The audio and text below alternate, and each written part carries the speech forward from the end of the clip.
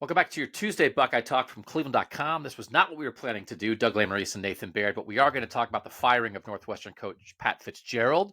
This is not a Northwestern podcast, so we will tie it into coaches who get too powerful, lessons learned perhaps by Ohio State in years past, how Ohio State might have handled this.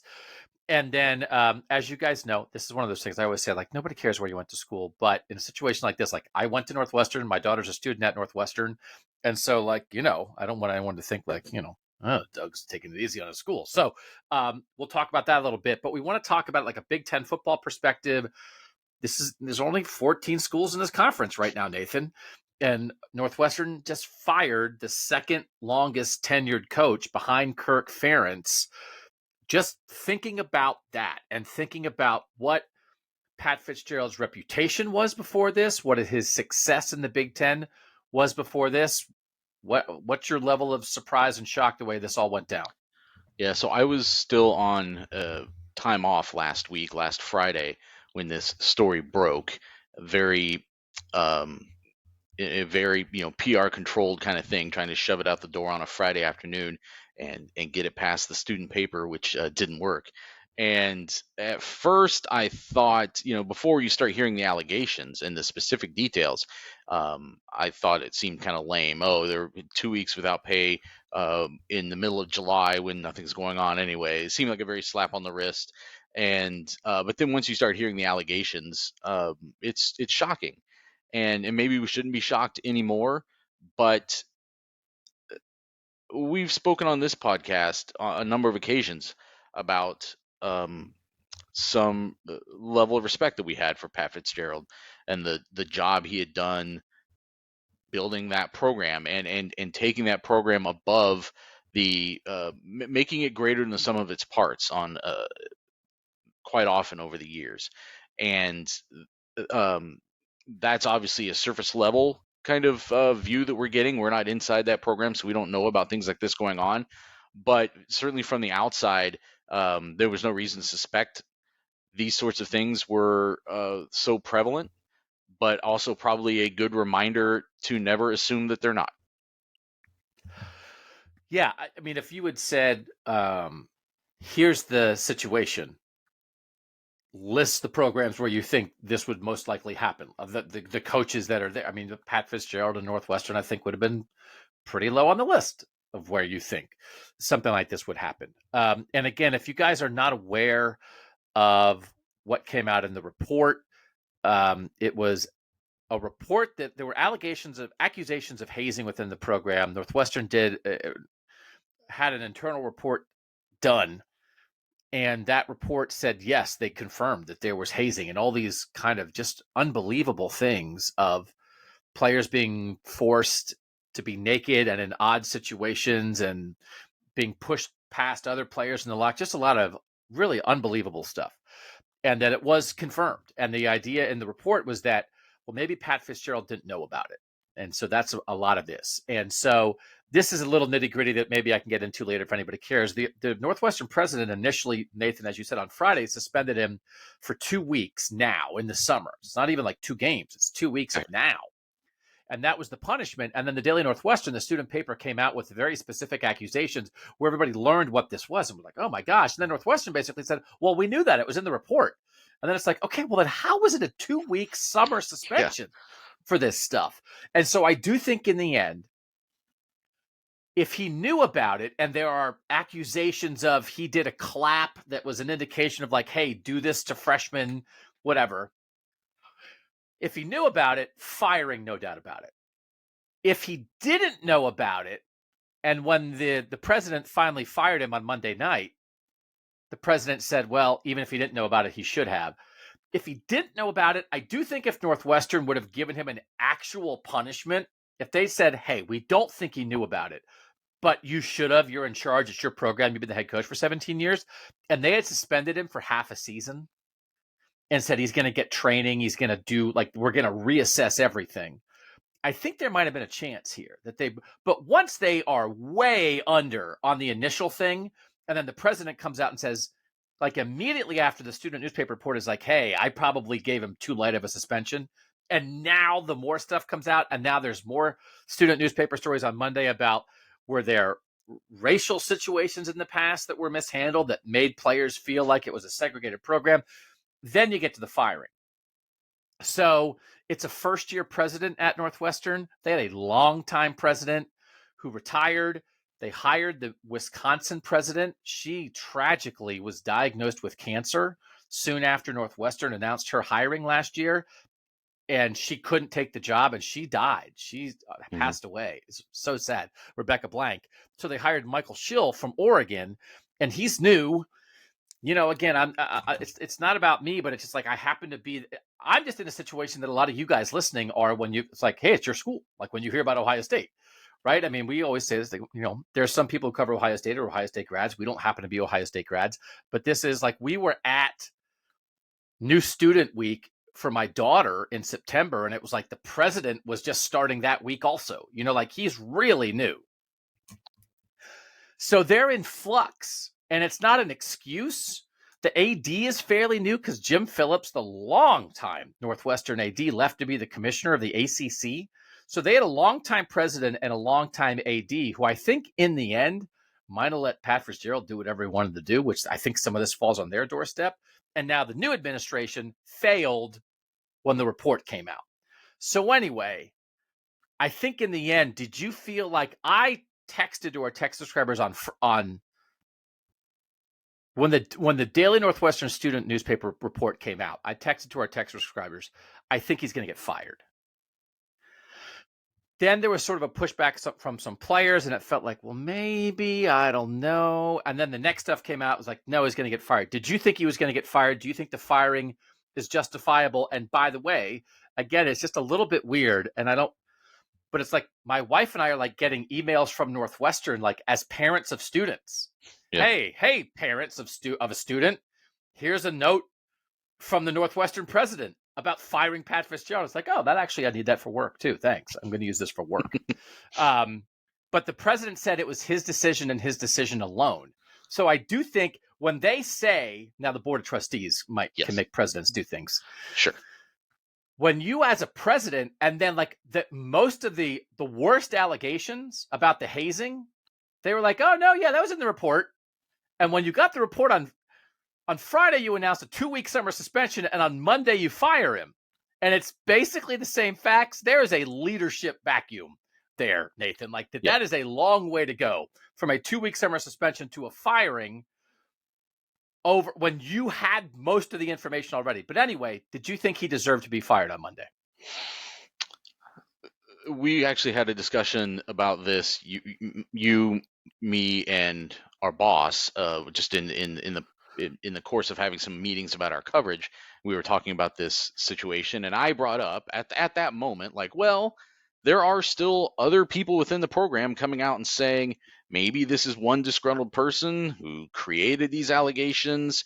The specificity of these allegations, there's one, whatever. So my point being at the time that there was still maybe some doubt. That was before, I think, I read the report that came today, Monday, about the sort of racist environment that was alleged to going on in the program. Once that second thing came, there's really there's no other course of action at that point. Now you've just got a corrupted situation on too many fronts, and you're going to have to move on and start over. And that's maybe I think the most shocking part of all this is that as of last Friday, again, partially because of and kudos, obviously, kudos doesn't seem like a strong enough word for what the Northwestern Daily, the student reporters did on this. Just fantastic work, really leading the coverage of this from the beginning. But there's an absolute vacuum of true Northwestern coverage in Chicago, in the Chicago area. And so as of Thursday afternoon, they put out this release. It's really the first, I think, I remember hearing about this at all. I don't know that there had been much of an inkling of anything preceding this. You would know better than me, but I don't remember hearing anything out there. And then by Monday, he's gone. Like, that's just a pretty staggering fall to go from kind of nothing and just hearing about it, and then he's gone in a matter of, that was like 72 hours. I didn't feel like I don't know that the college football world was like waiting with bated breath for the Right. Northwestern hazing report to come out. Right. So, okay, this is an Ohio State podcast. What do you think Ohio State would have done?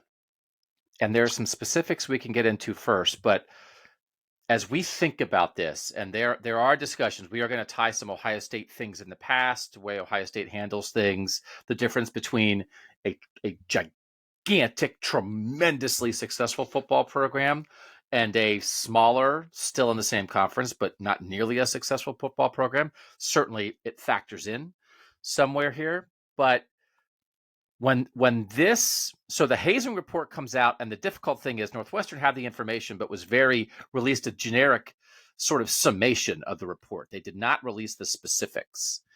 And so it was like, oh, they had some hazing, and it seemed like people knew about it, but like they could kind of make it seem like, well, it didn't seem like the coach knew about it. They're going to do some things. They were going to put like a monitor in the locker room, which is also one of those of like, hey, the coach is suspended for 2 weeks, but also we don't trust your locker room, so we have to That have was somebody in there. I thought So that that was was a little bit of a red flag, maybe. that was a huge red flag. I mean, that is like junior high, that you can't trust the Yeah, boys to not hurt each other in the locker room. You have to have a teacher in there or whatever. That was a huge yeah. red flag. So, but once the student newspaper, the Daily Northwestern, came out with that report, I thought to myself, okay, here's what I think Ohio State would have done. What do you think Ohio State would have done in this situation? Well, in part because of, as you allude to, Ohio State's prior experience in this realm, I think the action might have been swifter. I think there are maybe some more safeguards in place now. Not naive that it couldn't happen here, something like this couldn't happen here, but I think there are maybe some more checks and balances in place that would have caught this earlier, and that the ramifications would have been faster. And I think it would have been handled in a less clunky way, because, as you say, like they've gone down this path before. They've already been stained by some very similar situations with the band, but still within the greater athletic department, and within with Strauss too, right? So I mean, there have been, sexually associated controversies here before. So because of that, I think while the university would also probably still be in um, um, self-service mode a little bit, self-protection mode, I think that they probably would have moved faster to fire someone, whether it's the head coach or not. I don't know. Yeah, I think Ohio State would have fired him faster. And I guess you can have your opinion on whether that means that would have been better or worse, right? Um, there is a decent comparison here, as you mentioned. John Waters was the Tattoogate director, the Ohio State marching band director, who was fired in 2014 over accusations, and more than accusations, they did it, sexualized hazing within within the Ohio State band. And when he was fired, I believe John Waters had been the director of the band for about 2.5 years. Now, he had been a former member of the band, really very similar to Pat Fitzgerald. He had been a former member of the band, an Ohio State alum, and then had been an assistant within the band, right? Had been there, but had not been in charge.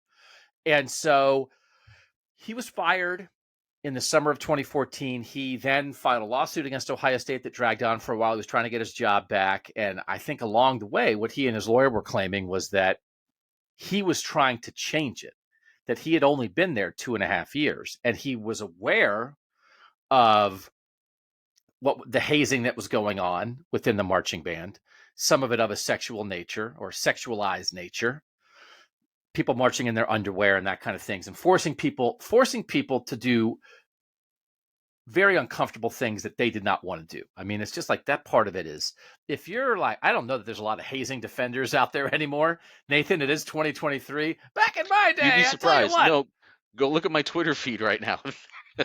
There are several, apparently. I was trying, I mean, like, it's one of those things. It's like, you know, the culture has changed. And there's some of this stuff that none of it is excusable. But when you're saying, hey, 15 years ago, this happened, or 20 years ago, this happened, Yeah. like the world has changed for the better since then. But like the stuff that they're talking about the football team is like now. Like the sexualized nature of the hazing with the football team is right now. Now, some of the accusations about racial insensitivity were from players who graduated like in 2009 and things like that. It's not excusing it, but I'm more concerned with things that are happening right now, because mistakes of the past doesn't mean they shouldn't be rectified. But I think we have to always put mistakes into their era, into Yeah. the time of which they were happening, and it doesn't excuse it. But the world moves forward. The world evolves. We learn from each other's mistakes. We are more aware of the wrongs perhaps perpetuated by people and groups onto others. So I still think in the end, I think you're right, but like it really was about what happened right now. But with John Waters, he lost his job and then wound up like not winning the lawsuit. And he was saying like, I'm trying to change it. I was aware of it, but I was trying to change it. I just couldn't yet. Pat Fitzgerald was a head coach for 17 seasons. Like there's none of that. Yeah. And the specifics alleged in the story compared to the specifics with the Ohio State band, it feels to me that the Northwestern football stuff is worse. That the band stuff was not good, but the football stuff is worse. And so I would imagine there are some people listening who feel like maybe John Waters was treated too harshly. I think there definitely was disagreement. And just like it's happening with the Northwestern football program now, there's people who are in the band, who are on the football team, who are defending the person in charge, saying, no, maybe, no, that didn't happen. Or if it did happen, it was all in fun. There was no bad intentions there. But in both cases, things happened that made at least some people feel badly. And the result was, and it was serious stuff, and the result was the person got fired. So I do think, Nathan, there's a little bit there of Northwestern took a little longer, but if John Waters got fired for that stuff when he was in charge for 2.5 years, and now Pat Fitzgerald has been in charge for 17 years, I don't think there's much doubt that Ohio State would have acted very quickly and not tolerated this. And then again, you can decide if that's good or that's bad. But it feels like in this situation, the right decision to me. I don't have a strong opinion on whether the John Waters firing was the right or wrong decision. Like what was happening in the band, I think was not right. Whether you could have done something where you try to reform the band while keeping the person in charge and saying, well, he was trying, but maybe he wasn't trying hard enough. We're going to do this. We're all going to get training. We're going to do better. But when Pat Fitzgerald's been the head coach for 17 years and like been in the program for a quarter of a century, Nathan, it feels like, I don't, what's the defense?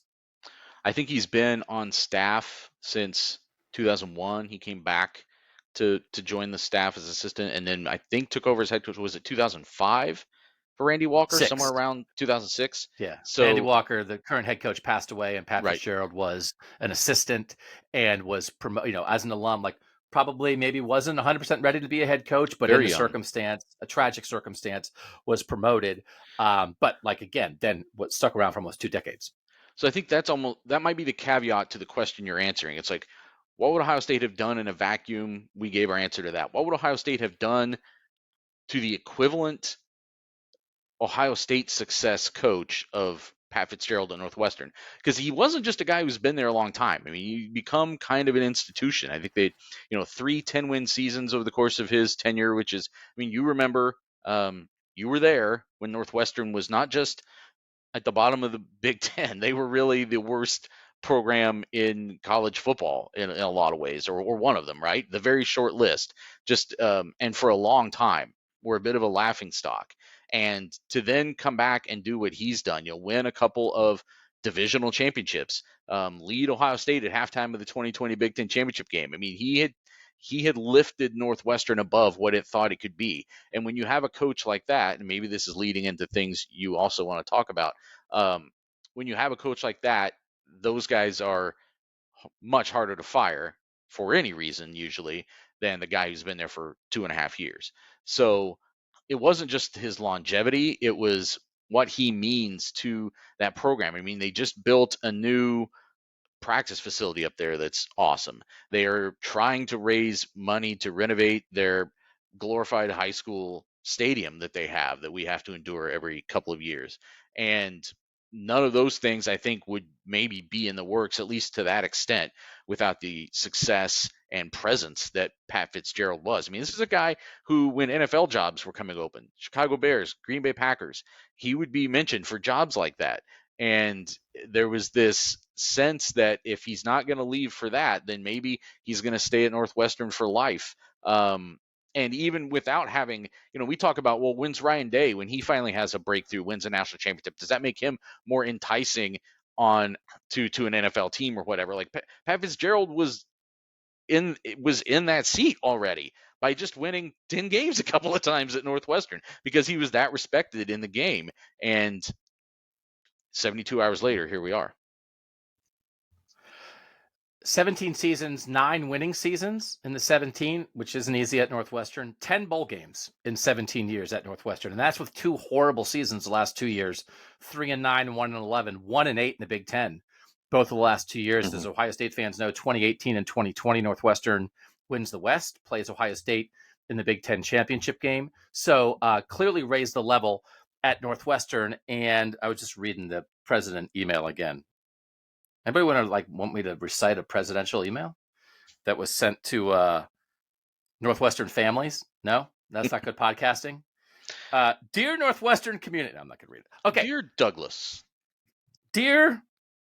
So here's the thing. There's a bullet point. The hazing included forced participation, nudity, and sexualized acts of a degrading nature in clear violation of Northwestern policies and values. I am grateful that, to my knowledge, no student suffered physical injury as a result of these behaviors. While some student athletes believe the hazing was in jest and not harmful, others viewed it as causing significant harm with long-term consequences. So that's the gist of it to me. It's like, again, all the other stuff, but like how that's happening in your program and you're the head coach and it goes back decades. So anyway, what is the idea of a powerful, successful coach? We're going to talk about that in terms of Ohio State next on Buckeye Talk.